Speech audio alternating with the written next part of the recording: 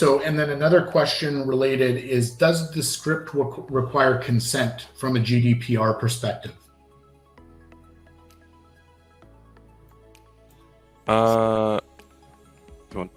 No, it's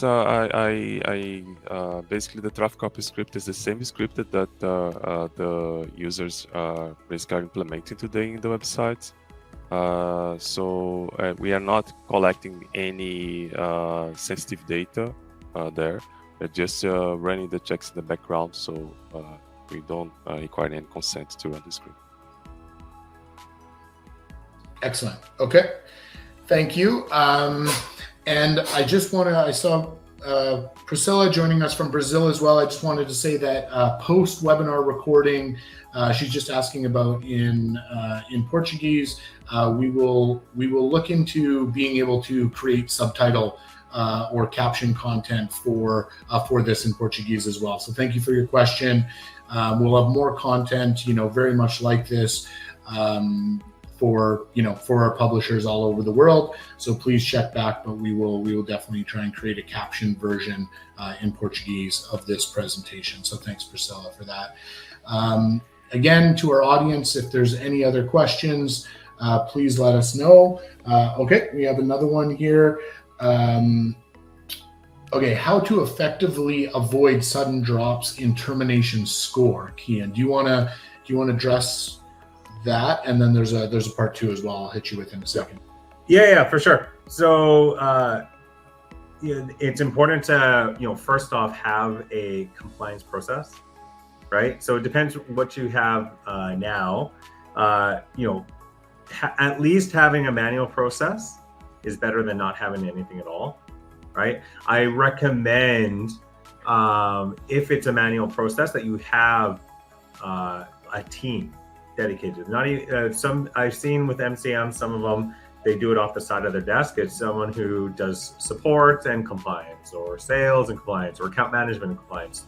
That typically doesn't work very well because there's so much to handle that shortcuts are made, mistakes are made, and then you can get those sudden increases in terminations, and it hurts your termination score.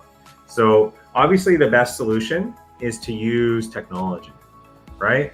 And what we built with TrafficUp is specifically for ad monetized publishers and MCM partners, GCVPs, even SSPs can use this as well to screen their publisher leads, right?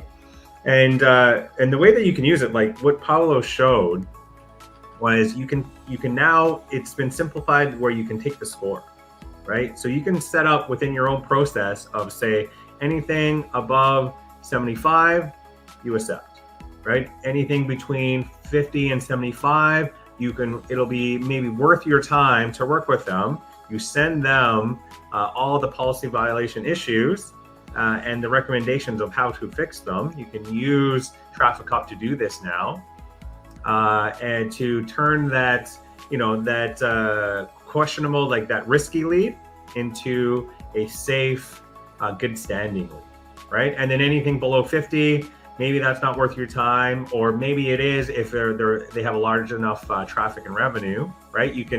These are all within your decision, within your process for compliance, right? And utilizing this technology will enable you to do that, right?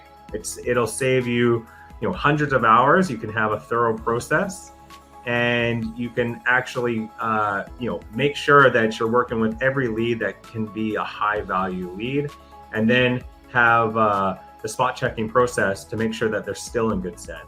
This is how you keep your termination score strong in the long term, and then you can prevent any sudden drops in your termination score so that you keep your MCM account safe.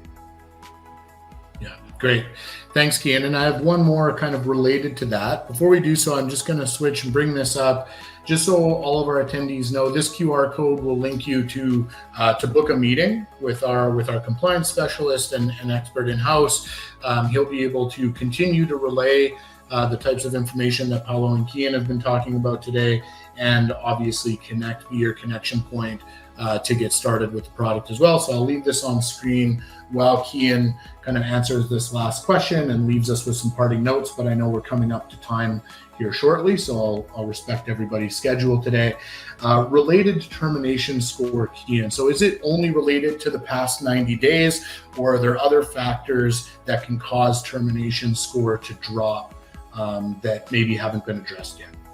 Yep, great question. So for the child publishers, any of their terminations, they last for 90 days, right? They expire after 90 days. And that termination score is calculated by the percentage of terminated child publishers in the past 90 days over your total number of active child publishers, right? So we track that internally of how many child publishers have been terminated over the overactive publisher score. And that's how we kind of like make sure that our termination score is in good standing.